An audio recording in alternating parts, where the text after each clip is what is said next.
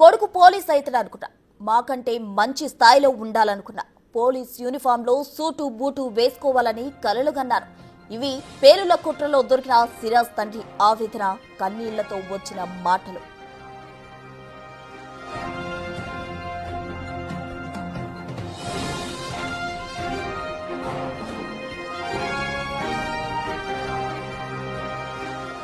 సిరాజ్ ఉగ్రవాదానికి ప్రభావితం కావడంపై తన తండ్రి రెహమాన్ తీవ్ర ఆవేదన వ్యక్తం చేస్తున్నారు. దానికి సంబంధించిన బ్రేకింగ్ న్యూస్ ఇప్పుడు మనం చూస్తున్నాం.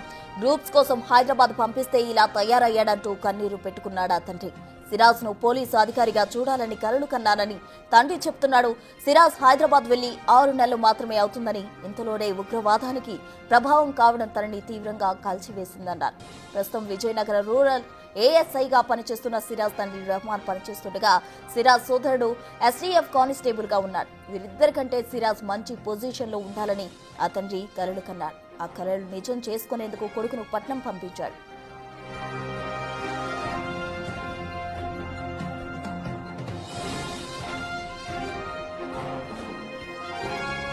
కానీ సిరాజ్ మాత్రం ఉగ్రవాదానికి అట్రాక్ట్ అయ్యాడు. తండ్రి కలలు, ఆశయం, లక్ష్యం ఇలాంటివేవీ తనకి కనపడలేదు. ఎలాగైనా దేశంలో అలజడులు సృష్టించాలనుకున్నాడు.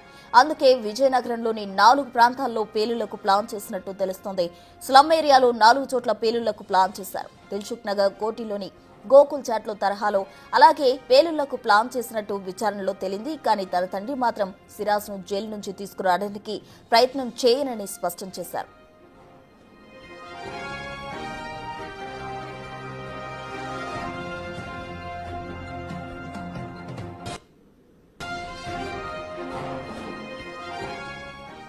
పేలుళ్లకు పాల్పడిన సిరాజ్ ను జైలు నుంచి తీసుకురావడానికి ప్రయత్నం చేయనంటూ ఆయన తండ్రి చెప్తున్నారు. దీనికి సంబంధించి తాజా డీటెయిల్స్ మా ప్రతినిధి శివశంకర్ విజయనగరం నుండి అందిస్తారు. శివశంకర్,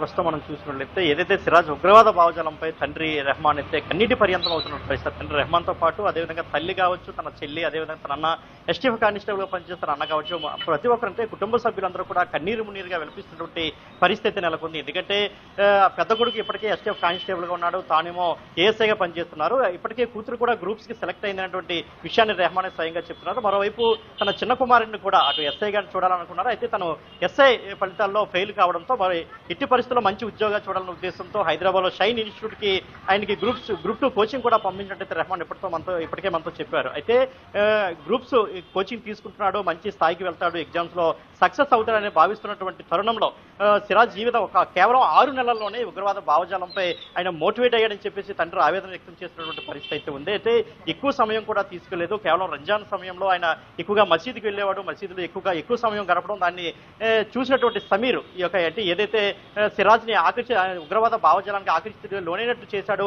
సమీర్ ప్రోత్సాహంతోనే తన కొడుకు సిరాజ్ ఇలా తయారని చెప్పేసి అటు రెహమాన్ అయితే చాలా కన్నీటి పర్యంతం అవుతున్నటువంటి పరిస్థితి అయితే ఉంది. మరోవైపు తనని తన కుటుంబాన్ని ఇదే విజయనగరంలో కోట జంక్షన్ లో ఉరి తీసినా కానీ తాము ఎట్టి పరిస్థితుల్లో కూడా దానికి ఒప్పుకుంటామని చెప్పేసి కూడా ఆయన చెప్తున్నారంటే అంతగా ఆయన కన్నీటి పర్యంతం అవుతున్నాడు. ఎందుకంటే కొడుకు చేసినటువంటి తప్పుకి మొత్తం కుటుంబం అంతా కూడా శిక్ష అనుభవించే పరిస్థితి నెలకొంది. మానసికంగా కుటుంబం అంతా కూడా ఎంతో భావోద్వేగానికి లోనవుతున్న పరిస్థితి. తాము చనిపోతామంటూ ఆత్మనాదాలు చేస్తున్నటువంటి పరిస్థితి. ఇప్పటికే ఎవరైతే సిరాజ్ తల్లి ఉన్నారో ఆమె 3 రోజుల నుంచి కూడా కనీసం పచ్చి మంచినీళ్ళు కూడా ముట్టినటువంటి పరిస్థితి ఉందని ఇప్పటికే రెహమాన్ అయితే చెప్పడం జరిగింది. అంటే మొత్తం కుటుంబం అంతా కూడా ఒక శోక సంద్రంలో మునిగిపోయిందని చెప్పుకోవచ్చు. అటు సిరాజ్ సోదరుడు కూడా ఎస్టీఎఫ్ కానిస్టేబుల్ గా పనిచేస్తున్నప్పటికీ కూడా తాను కూడా కన్నీటి పర్యంతం అవుతున్న పరిస్థితి.